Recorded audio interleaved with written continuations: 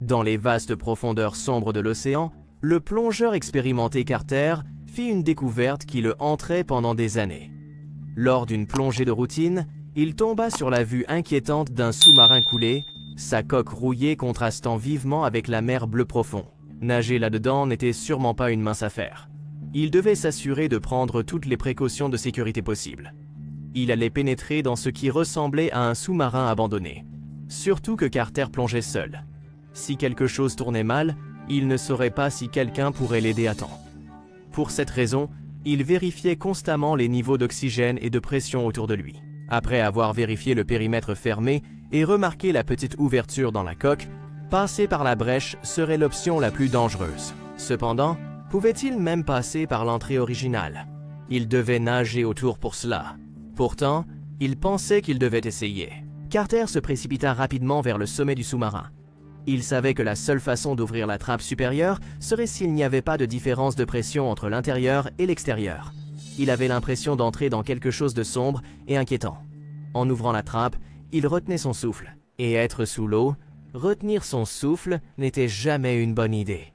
Il était entré lentement, utilisant sa lampe de poche pour mieux comprendre ce qu'il voyait, car il allait bientôt avoir la frayeur de sa vie. Assurez-vous de vous abonner et d'activer les notifications pour ne pas manquer nos prochaines histoires. Carter n'était jamais monté à bord d'un sous-marin auparavant, donc entrer dans un complètement submergé était particulièrement intimidant. Il était déjà entré dans une épave auparavant, mais cela n'était pas aussi étroit que ceci. Alors qu'il entrait, il pouvait voir du corail et divers poissons qui étaient entrés par la rupture dans la coque. Bien qu'il y ait réfléchi, il n'aurait jamais pu deviner que cela ressemblerait à ça. Heureusement pour Carter, l'équipage du sous-marin avait déjà été décomposé, mais les squelettes restaient encore dans l'espace confiné. Bien qu'il ne sache pas exactement comment fonctionnait un sous-marin, il semblait qu'il était arrivé à l'endroit qu'il considérerait comme le cockpit. Il y avait beaucoup de machinerie, et il remarqua une petite lumière émergeant de l'obscurité. Alors qu'il s'en approchait, il vit ce que c'était. Il ne comprenait pas comment cela avait pu arriver. Comment cela pouvait-il encore fonctionner? Carter s'assura de prendre des photos de la salle de contrôle et du système sonar. S'il ne le faisait pas, personne ne le croirait. En regardant le baromètre de son réservoir, il remarqua qu'il n'était plus dans le blanc. Il ne lui restait pas beaucoup d'oxygène, et avec le temps dont il avait besoin pour des arrêts de décompression, il n'aurait que quelques minutes à perdre. Il se hâta de sortir du sous-marin. Ce ne fut pas long avant que Carter ne brise la surface de l'eau. En remontant sur son bateau, il cracha son détendeur, prenant une bouffée d'air frais. Son meilleur ami Matthew se précipita presque vers lui. Matthew regarda sa montre et avait une expression de perplexité sur le visage. Carter savait qu'il était resté en dessous trop longtemps, surtout puisqu'il pouvait voir les profondeurs qu'il avait atteintes. « Je vais bien, Matt. J'ai fait attention à décompresser en remontant. » Carter lui sourit et Matthew leva un sourcil en réponse. « As-tu trouvé ce que tu cherchais? »« Non, mais j'ai trouvé quelque chose de bien mieux. » Carter a commencé à parler de ce qu'il avait vu. Ce n'était pas la raison pour laquelle il était descendu si profondément sous l'eau, mais Carter savait qu'il ne pouvait pas simplement redescendre et faire des recherches par lui-même. Il craignait de perdre les coordonnées exactes s'il partait chercher d'autres personnes. Alors il a dit aux gardes-côtes ce qu'il avait trouvé et leur a fait savoir qu'il avait des preuves. De cette façon, il était sûr d'obtenir toute l'aide dont il avait besoin.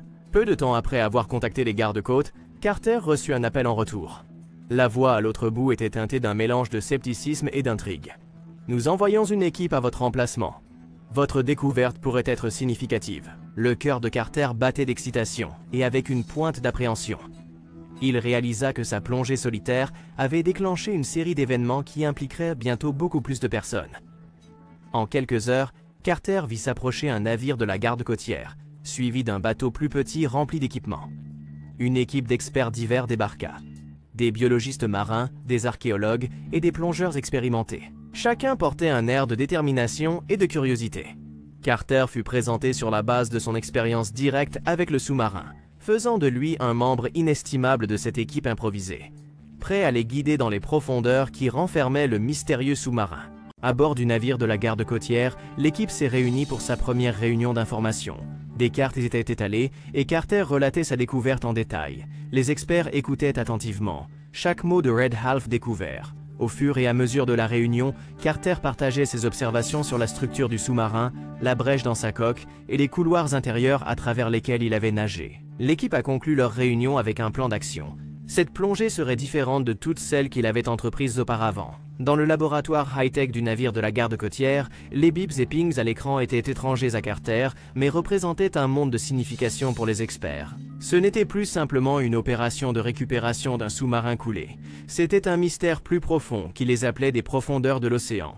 Les théories commençaient à fuser. Carter écoutait, fasciné par les possibilités, mais conscient que seul un retour dans les profondeurs fournirait des réponses. Le mystère de la lecture sonar était comme l'appel d'une sirène, les attirant tous vers une découverte inconnue.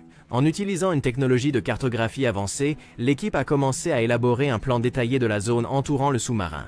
Le fond de l'océan a été cartographié, révélant un terrain accidenté et inexploré. Carter se retrouva en admiration devant la technologie qui transforma sa compréhension rudimentaire du site de plongée en une carte topographique détaillée. Les analystes sonar se concentraient sur le motif inhabituel apparu dans les données. La salle bourdonnait d'enthousiasme et d'un peu d'appréhension. Qu'est-ce qui pouvait créer un tel motif dans cet abîme inexploré? Après des heures de discussion et d'analyse, l'équipe est parvenue à un consensus. Il devait enquêter davantage sur le mystérieux signal sonar. Cela pourrait être une pièce cruciale de ce puzzle, a déclaré l'officier en chef de la garde côtière. L'équipe s'est plongée dans les archives, déterrant le passé du sous-marin. C'était un navire de l'époque de la Deuxième Guerre mondiale, porté disparu dans des circonstances mystérieuses. L'équipe s'est concentrée sur les protocoles de sécurité de plongée. Étant donné la profondeur et les dangers à l'intérieur du sous-marin, chaque scénario possible a été discuté. L'équipe était équipée d'une gamme d'équipements de plongée avancés. C'était le moment. Ils étaient prêts à dévoiler les secrets de l'énigme des grands fonds. L'océan était un dégradé de bleu. S'assombrissant alors que Carter guidait l'équipe vers le bas, les manomètres cliquetaient en rythme avec leur descente régulière. L'ombre du sous-marin a émergé de l'obscurité. En s'approchant du sous-marin, l'équipe s'est divisée en groupes assignés. Le groupe de Carter, chargé d'explorer l'intérieur, s'est approché de la brèche dans la coque. Carter ouvrit la marche, sa lampe transperçant l'obscurité, révélant les restes squelettiques du sous-marin. Une fois à l'intérieur, les couloirs du sous-marin présentaient un labyrinthe d'ombre et de décomposition. L'adrénaline monta en naviguant à travers les espaces réduits. À l'intérieur de la pièce, les murs étaient tapissés de cartes et de documents.